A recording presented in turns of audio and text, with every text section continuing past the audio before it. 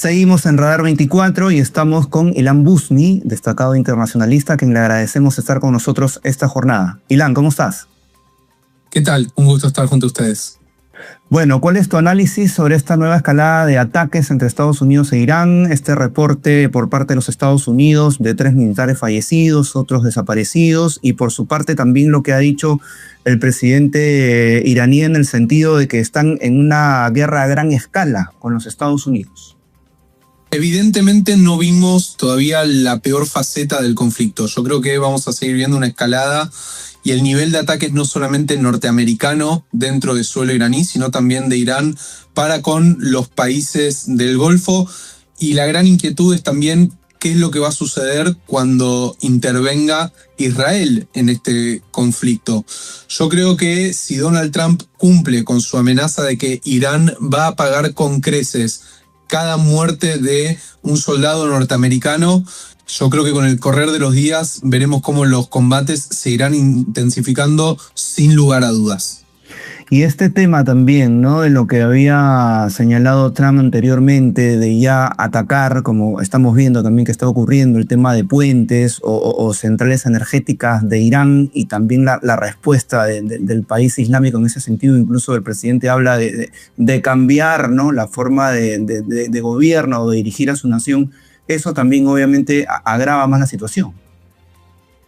Sí, sin lugar a dudas. Esta semana hubo, yo te diría que, 2 eventos más que interesantes para poder analizar.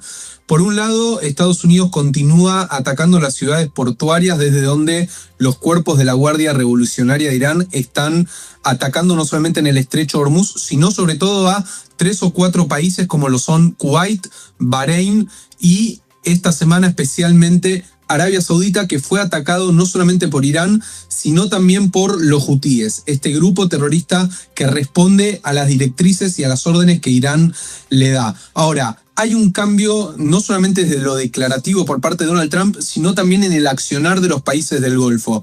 No solamente que Estados Unidos atacó infraestructura civil utilizada por los terroristas, como son puentes, sobre todo en la ciudad de Bandar Abbas, sino que también lo que estamos viendo es que los países árabes están respondiendo. Kuwait y Bahrein tomaron una posición ofensiva, no del todo, pero sí empezaron a atacar y a devolver los ataques que se habían hecho desde Irán. Algo a tener en cuenta y que es muy importante. Medio Oriente es una de las zonas más desérticas que hay en el mundo. Y Irán decidió atacar una planta potabilizadora en Kuwait. Esto empieza a ser riesgoso porque las naciones en el Medio Oriente dependen en enormes proporciones, en un 100, en un 90 o incluso en más de un 80% del agua desalinizada.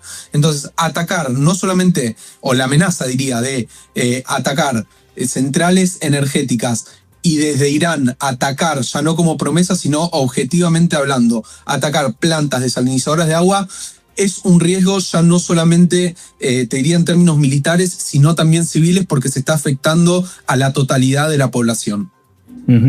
Y ahora, esto que había dicho, ¿no?, incluso desde un inicio Donald Trump, en el sentido de que iba a resolver rápido toda esta situación, este conflicto, iba a aplastar a Irán, por llamarlo de alguna forma, hasta el momento no se ha cumplido. ¿Cuánto tiempo más crees tú que esto podría continuar?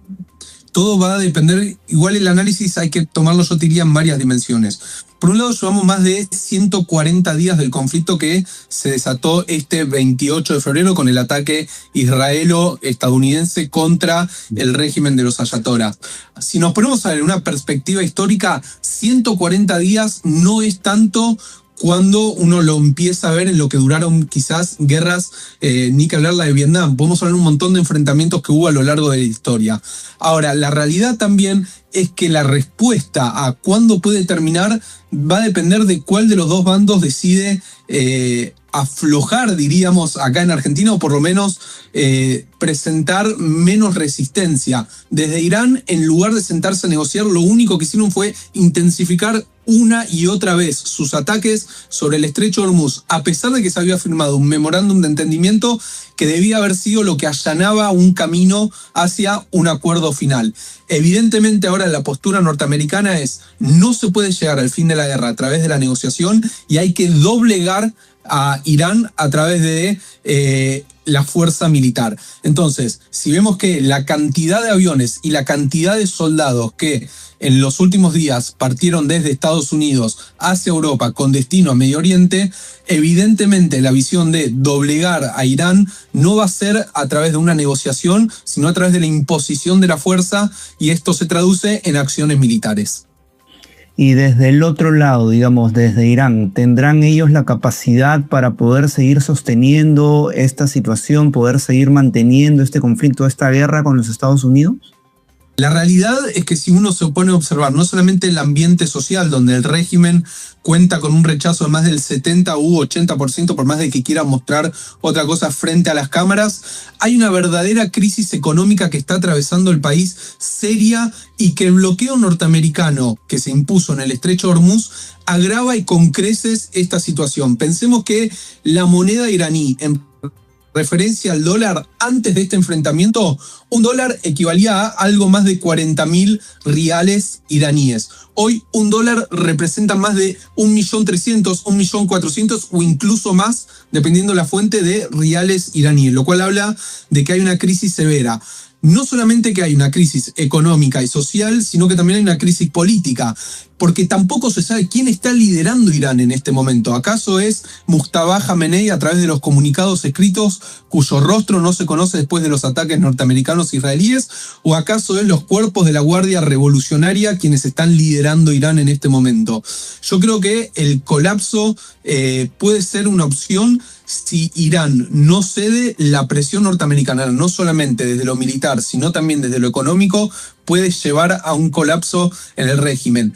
¿Cuándo? La fecha no la tengo, pero que cada día que pasa Irán sufre, porque no solamente una guerra es, yo te diría, enfrentarse militarmente, sino también tener el soporte económico para poder hacerlo, es una realidad que se plantea en el escenario.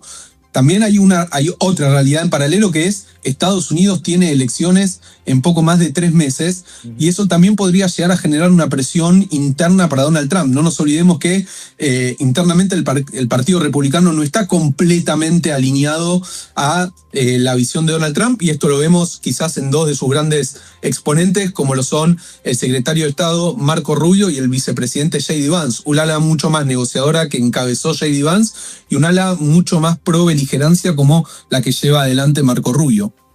Y en ese sentido, digamos, que no logra cerrar Estados Unidos pronto es este tema con Irán, este conflicto o esta guerra, le va a ser perjudicial, obviamente, en estas elecciones de noviembre. ¿Lo consideras así? Históricamente, yo dejaría el análisis para algo un poco más extenso que este momento de Donald Trump. Históricamente, las elecciones de medio término a los presidentes norteamericanos no le fueron favorables.